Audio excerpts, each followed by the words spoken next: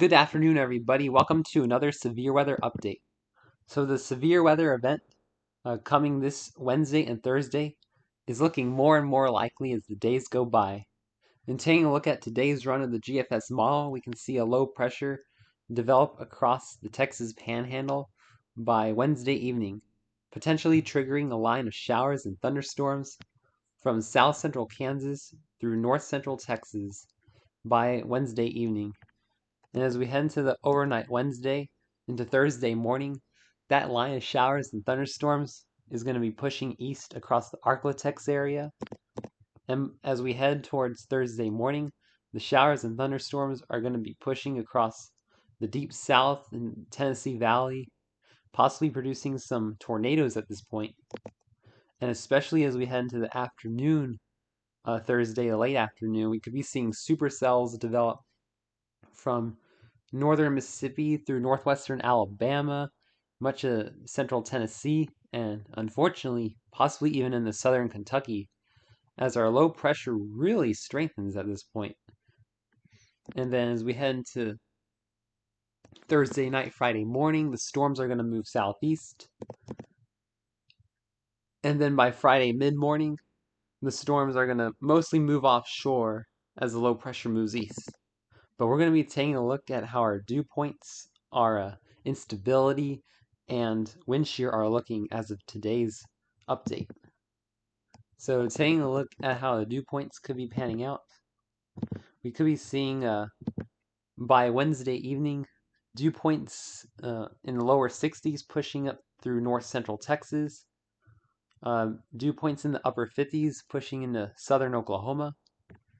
And as we head into the overnight Wednesday into Thursday morning, a very sharp dry line is going to develop and push through Texas and Oklahoma, triggering the thunderstorms. And by Thursday morning, we could be seeing dew points in the low 60s as far north as Little Rock, Arkansas. And then as we head into around noon Thursday, dew points could be getting into the lower 60s across western Tennessee, even western Kentucky, while Mississippi and Alabama are going to be experiencing dew points in the mid to upper 60s. So a very, very moist air mass down the deep south and Tennessee Valley is setting up for this severe weather event.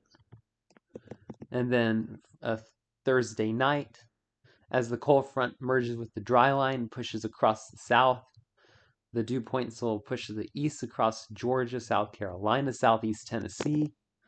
And then by Friday morning, 60s dew points from Florida Panhandle all the way through southeastern Virginia. And then as we head into the afternoon, the cold front's going to push all that moisture off the shore, ending any severe weather threat. But taking a look at how our CAPE has, how our convective available potential energy has turned out, the model, the GFS, is still showing relatively low amounts of instability across Texas and Oklahoma Wednesday evening, and a lot of it's still appearing to be capped by a warm layer aloft, which is likely going to limit thunderstorm development across these areas Wednesday evening. And even as we head into the overnight and into Thursday morning, CAPE is still looking pretty low across areas of Louisiana and Mississippi.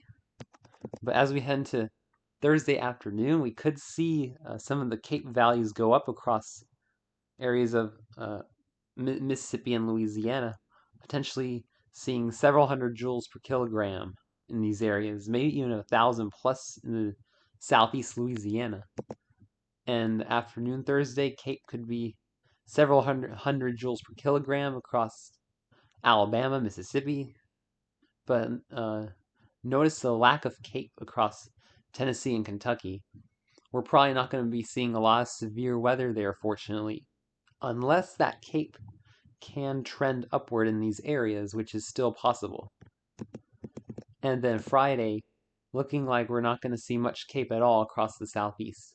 So probably not a lot of severe weather Friday. And finally, taking a look at our wind shear. Now this is the most concerning of all the parameters. By Wednesday evening, we could be seeing widespread areas of 40 to 60 knots of wind shear across the South and the Tennessee Valley.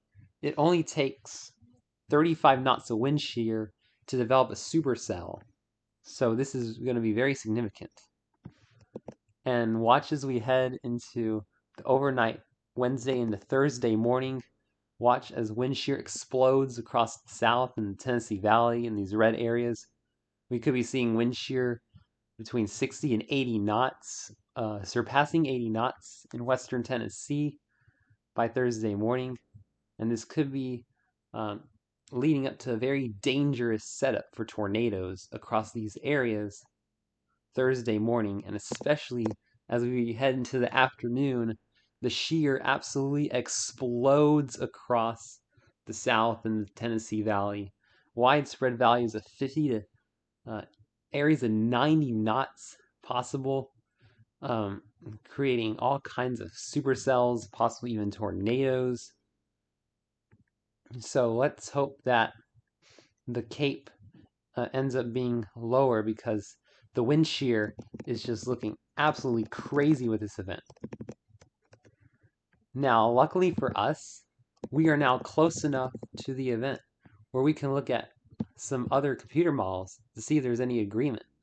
So taking a look at the North American model, starting with our wind shear, unfortunately, it's looking very similar to the GFS, meaning that we're seeing model agreement that the wind shear is going to be absolutely crazy across the South and the Tennessee Valley with this event.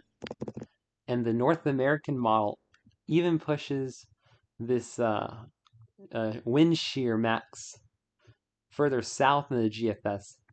And this would be a worst case scenario if the North American model pans out, because all that shear would be aligning perfectly with the Cape. And that's how you get your big severe weather outbreaks, is when all your ingredients line up. And through the afternoon, you can see wind shear widespread of 60 to 90 knots across the South and Tennessee Valley in the North American model.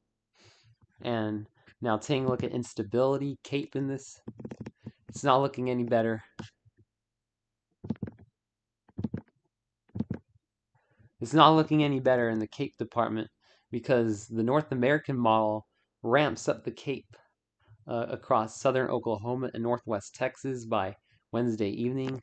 And as we head into the overnight Wednesday, Thursday morning, several hundred joules per kilogram push through the Arklatex.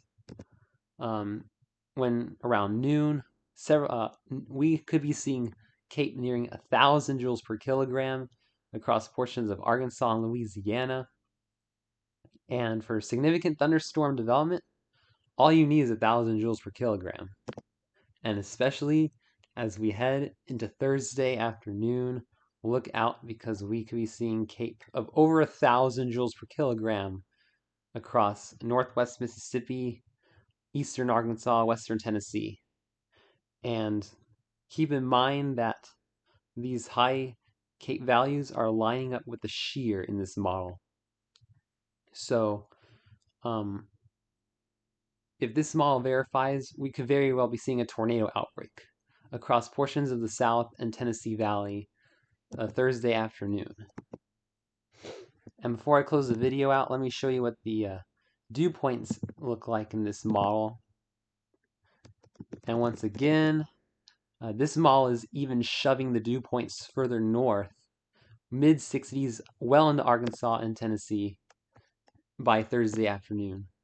So the North American model is showing a severe weather, possibly a tornado outbreak across portions of the Deep South and Tennessee Valley by Thursday afternoon, particularly across northern Louisiana, eastern Arkansas, central western Tennessee, central northern Mississippi, and northwestern Alabama. So thanks for watching my weather briefing. If you like it, leave a like, and make sure to subscribe for more briefings I'm going to be doing on this until the event happens.